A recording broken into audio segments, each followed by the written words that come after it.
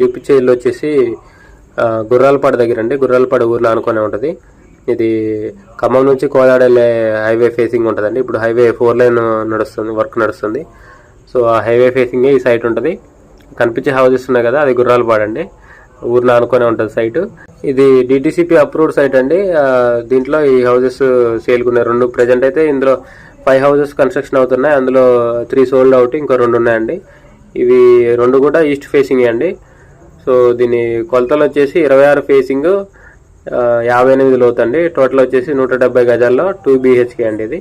So ఇది distance వచ్చేసి మన ఖమ్మం పాత బస్ స్టాండ్కి వచ్చేసి 6 కిలోమీటర్స్ ఉంటుందండి ఎగ్జాక్ట్లీ. వరంగల్ క్రాస్ రోడ్కి వచ్చేసి 2 కిలోమీటర్స్ ఉంటుంది. కోదాడ క్రాస్ రోడ్కి వచ్చేసి 1 కిలోమీటర్ ఉంటుందండి ఎగ్జాక్ట్లీ.